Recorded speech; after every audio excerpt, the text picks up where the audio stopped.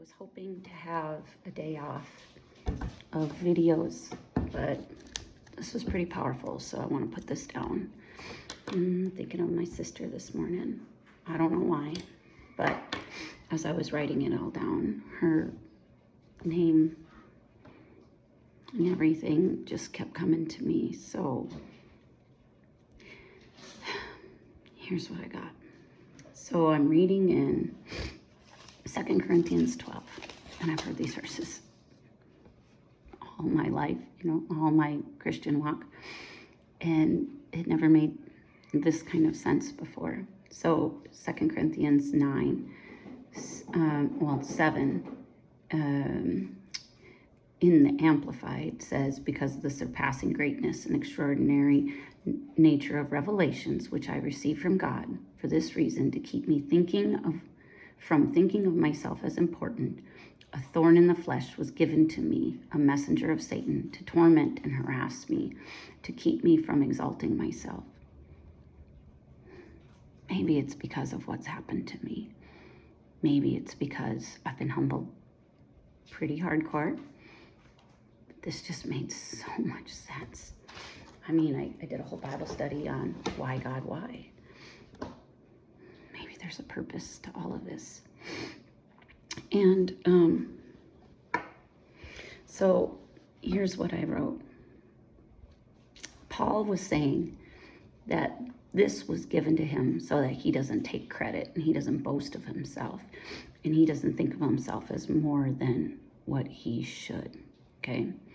So I wrote, I do not even, though I be speaking the truth, because I do not want more credit than what is justified by what they see or hear from me. It's imperative that I do not inflate my ego and make this all about me.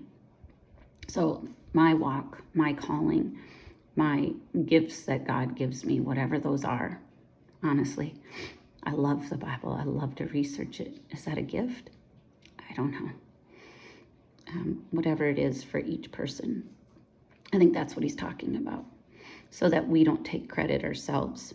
God brought me a thorn in my flesh. This thorn was a messenger from Satan to torment me and harass me, to keep me from exalting myself. I went to the Lord, pleading with him to take it away. He replied that his grace, his loving kindness, his mercy is more than enough, always available, regardless of the situation. His power is being perfected, so it's a process, and is completed and shows itself most effectively in my weakness.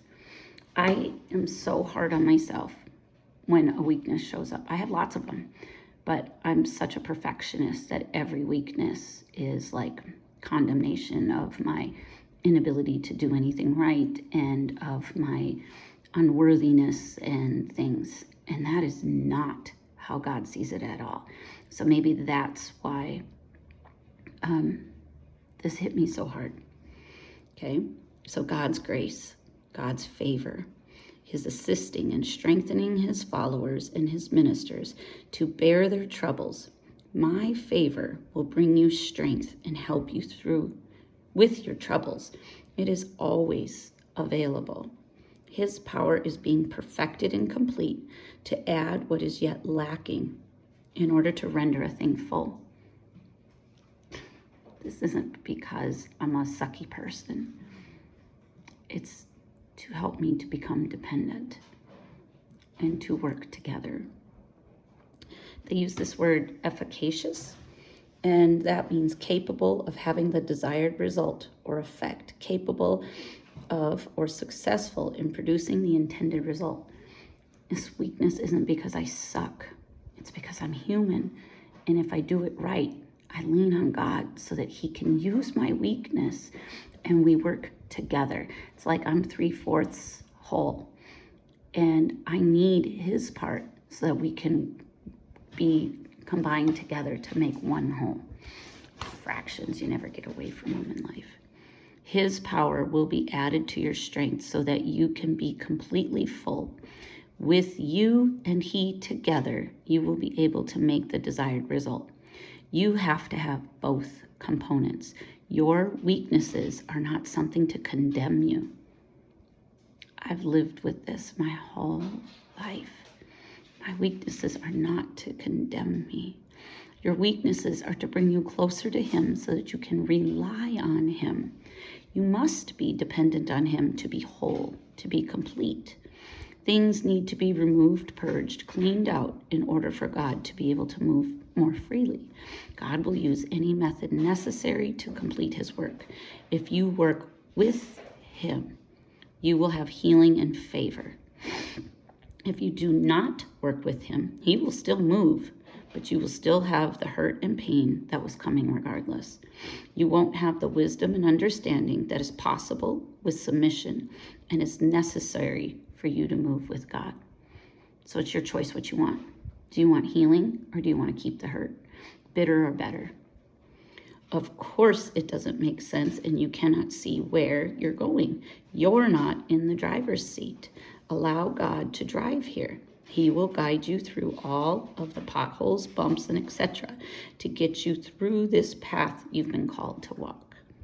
With God, you'll come out stronger, wiser, and closer to Christ. Without God, you'll be bitter, broken, and despondent.